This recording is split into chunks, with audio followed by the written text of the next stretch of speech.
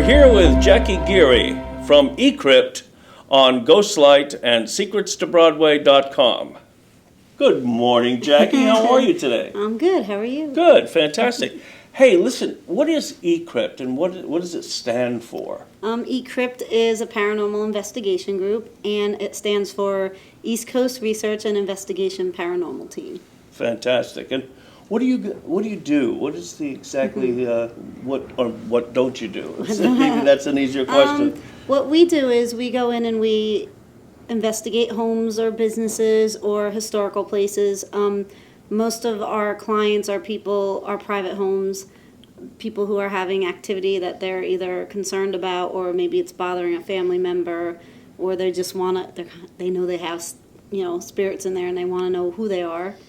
But we started out doing this to help people, just so they would know, what's going on in their homes. You started out to help people, and now you're just doing it to hurt people? We're still doing it to help people, but it grew so big that now we've expanded into when we find something really interesting or we hear about something really interesting, especially a historical place, we actually look forward to going in there too. So, because sometimes spirits are, kind of stuck here, and, we help them cross over. So we're helping people and spirits. You had something happen to you. And this was in an attic somewhere? What was that? Tell me about that. It was in northern New Jersey, and it's a very old farmhouse. And we did the entire house and the barn there as well, but the attic was an area where they didn't really like to go up there too much. They felt like the activity up there or the energy up there was more negative. The attic and the basement, those are the two hot spots usually in homes. So we went up there, and right away I knew it was one that he didn't want us there. It definitely was a male energy, and it felt like he really didn't like a few of us too much because we were more light. He was more of a darker energy, so he was a little bit rambunctious. But he was an intelligent spirit, so he was able to move, objects and people.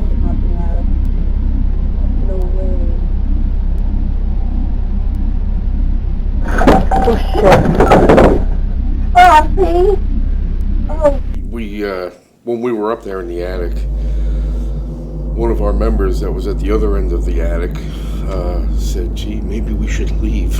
And Jackie goes, "This is what we're looking for. We can't leave now." And I agreed with her, and he sort of got a little edgy, but yeah, she seemed fine afterwards. She didn't want to leave. She knew we were making contact, so you never know. And you never know what's going to happen. You never know if you're going to come across, whether it's going to be a ghost figure, a voice, a feeling.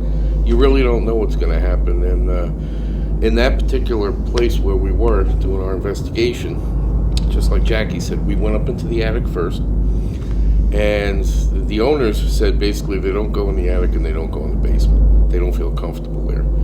And we went in the attic, and we were recording the whole time. And that's how we caught the attack. Then when we went down into the basement, you were there, right? Our equipment was off except for our recording equipment.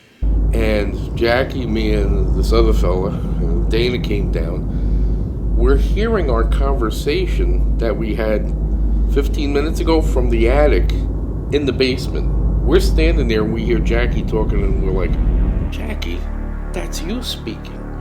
And then all of a sudden it's like the other fellow, and then me, and we're standing there in amazement. Look at the hair on my arms.